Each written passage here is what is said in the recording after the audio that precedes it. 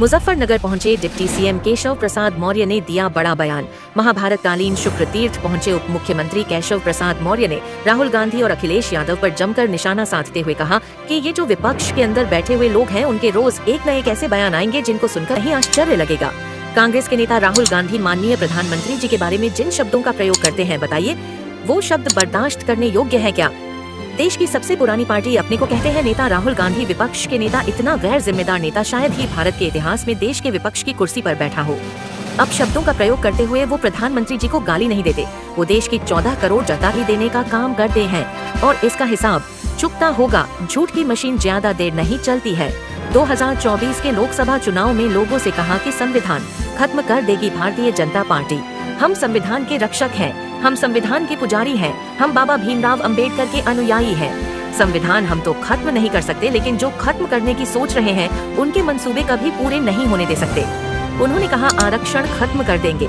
हमारे प्रधानमंत्री जी ने कहा कि आरक्षण मोदी के जिंदा रहते कोई खत्म नहीं कर सकता, लेकिन दुष्प्रचार करने वाले लोग कैसे कैसे प्रचार किए और गुमराह करके हमारे बहुत सारे मतदाताओं को भ्रमित करने में वो कामयाब हो गए। धन्यवाद दूंगा देश और प्रदेश की जनता को, उनकी तमाम साजिश के बाद मोदी जी के नेतृत्व में हमारी सरकार बनी। अब अखिलेश यादव जी उनके साथ ही हो गए हैं। अखिलेश जी को कुछ कहो तो राहुल जी को बहुत दर्द होता है और राहुल जी को कहो तो अखिलेश जी को दर्द होता है। ये दर्द क्यों होता है? अगर उत्तर प्रदेश में कोई हमारी बहन बेटी के साथ अपराध करे तो क्या उसको क्षमा करना चाहिए? क्या कोई किसी की हत्या करे तो उसे माफ करना चाहिए? क्या कोई जमीन पर कब्जा करे तो क्या उसके खिलाफ कार्रवाई नहीं होनी चाहिए? क्या इस देश और प्रदेश के अंदर जिस संस्कृति को उन्होंने पनपाने का काम किया था वो बहुत घटिया और घिनौनी थी। यहाँ उपस्थित हमारे सभी बड़े बुजुर्ग, युवा मोर्चा के हमारे युवा साथीगण, हमारी मातृशक्ति, हमारे पत्रकार मित्र, मैं सबको प्रणाम करता हूँ, सबको वंदन और अभिनंदन करता हूँ। 2014 में आप सब लोगों ने देश में माननीय नरेंद्र मोदी जी के नेतृत्व में सरकार बनाने के लिए जो विजय यात्रा मुजफ्फरनगर से शुरू की थी, उस विजय यात्रा के परिणाम स्वरूप एक गरीब माँ बाप का बेटा देश का प्रधानमंत्री बना था और उस समय हम उत्तर प्रदेश में 2014 के लोकसभा चुनाव 80 में से 73 लोकसभा सीटें जीते थे। संयोग से उस समय आपके मुजफ्फरनगर से संजीव बालियान जी और फूलपुर लोकसभा से मुझे भी देश की संसद में चुन करके जाने का सौभाग्य मिला। लेकिन 2014 में देश में माननीय नरेंद्र मोदी जी के नेतृत्व में सरकार बनने के बाद जो काम उत्तर प्रदेश में शुरू हो जाना चाहिए था, उस समय की समाजवादी पार्टी की सरकार को आप याद करिए। मुजफ्फरनगर वालों को अगर 2013 के दंगे की याद दिलाऊंगा तो लगेगा सूरज को दीपक दिखाने का काम मैं कर रहा हूं। अगर आपको याद हो, जब समाजवादी पार्टी की उत्तर प्रदेश में सरकार थी तो यह उत्तर प्रदेश दंगा प्रदेश बन गया था, गुंडा प्रदेश बन गया था, माफिया प्रदेश बन गया था, अपराधी प्रदेश बन गया था। लेकिन आप सबके आशीर्वाद से 2017 में जब उत्तर प्रदेश का विधानसभा चुनाव हुआ, आपने हमें 325 विधानसभा सीटों पर विजय का आशीर्वाद दिया और माननीय मोदी जी के नेतृत्व में देश में और आदरणीय योगी जी के नेतृत्व में प्रदेश में डबल इंजन की सरकार बनी। मैं शुक्र तीर्थ में पहले भी आया, यहाँ के लोगों की एक ही मांग, हमारे माननीय जनप्रतिनिधिगण भी, चाहे आदरणीय संजीव जी या अपने सभी जनप्रतिनिधिगण जो बातें कह रहे हैं, विकास आपका विकास है और विकास का मतलब भारतीय जनता पार्टी ही है। शुक्र तीर्थ के विकास के लिए बहुत लंबे समय से मांगे, लेकिन यह मांग कब पूरी हुई?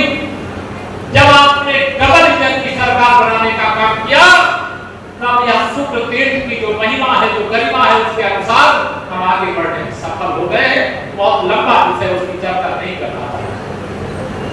2017 में सरकार बनाने के बाद 2019 का लोकसभा चुनाव आया था। आप सबको याद होगा, उत्तर प्रदेश में सपा और बसपा ने गठबंधन कर लिया, लेकिन फिर भी आपने हमें 64 लोकसभा सीटें जिताकर विधान सरकार बनाने का काम किया। 2022 का विधानसभा चुनाव फिर आया। अहंकारपूर्ण दावे समाजवादी पार्टी को समय थे कि हम 400 सीटें उत्तर प्रदेश की जीतेंगे और सरकार बनाएंगे, लेकिन आपने फिर से भारतीय जनता पार्टी को अपना आशीर्वाद दिया और हम उत्तर प्रदेश में 2022 में फिर से सरकार बनाने में सफल हुए। 2024 के लोकसभा चुनाव जिसकी मैं चर्चा करना चाहता हूं, इस लोकसभा चुनाव में अंतरराष्ट्रीय स्तर से लेकर के राष्ट्रीय स्तर पर साजिश की गई कि मोदी जी को तीसरी बार देश का प्रधानमंत्री अगर बनने से नहीं रोका गया तो भारत विश्व की महाशक्ति बन जाएगा, भारत आत्मनिर्भर बन जाएगा, भारत का गरीब आदमी अमीर बन जाएगा, नौजवान को रोजगार का व्यापक अवसर मिल जाएगा और दुनिया में भारत के तिरंगे का मान बढ़ जाएगा। यहाँ पैरा ओलंपिक जो हमारे दिव्यांग भाई बहन है, पैरा ओलंपिक का मेडल भी यहाँ पर हमारी बेटी कोई पूजा पाल है, वह 2 मेडल जीत करके लाई है।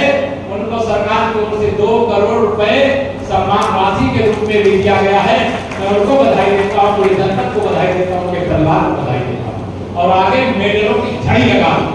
अगर हम देश की 140 करोड़ से अधिक आबादी वाले हैं लोग, हमारे यहाँ स्वर्ण पदक हो चाहे रजत पदक हो, उसका ढेर लग जाना चाहिए। लक्ष्य लेकर के आप आगे बढ़े। आप सब बड़ी देर से बैठे रहे, बहुत भाषण सुना दिया गया है, लेकिन मीरापुर विधानसभा के उपचुनाव जब भी घोषित होंगे, आप यहाँ पर भाजपा गठबंधन को भारी अंतर से जिताएंगे। हमारे जितने भी पदाधिकारी नेतागण यहाँ पर बैठे, हमारे माननीय मंत्रीगण, माननीय विधायकगण, माननीय हमारे पार्टी के पदाधिकारी, उनका सबका अभिनंदन करता हूँ। थोड़ी देर आप लोग गौर कीजिएगा, कुछ लाभार्थी हैं उनको मंच पर कुछ प्रतीकात्मक कुछ उनको भेंट जो देना है, प्रमाण पत्र देना, वो देने का काम होगा, उसके बाद कार्यक्रम शुरू होगा। इतना ही निवेदन करके देता हूं अपनी वाणी को विराम। जरा दोनों हाथ उठा करके बोलिए जय श्री राम, भारत माता की। सहित जो 10 विधानसभा के उपचुनाव होने वाले हैं, भारतीय जनता पार्टी बूथ से लेकर विधानसभा तक मजबूती से तैयारी कर रही है। हम गठबंधन के साथ मिलकर के सभी 10 सीटें जीतें, इस लक्ष्य को लेकर के काम कर रहे हैं। वैसे भी समाजवादी पार्टी और कांग्रेस पार्टी के गठबंधन से लोगों का विश्वास समाप्त हो गया है और सपा को ही लोग समाप्तवादी पार्टी बनाना चाहिए।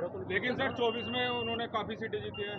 वो कभी कभी बिल्ली के भाग से भी छीका टूट जाता है और उन झूठ की बोल करके लोगों को गुमराह करके जो वोट प्राप्त किए उस पर वो खरे नहीं उतरे। जनता उनकी असलियत समझ गई है।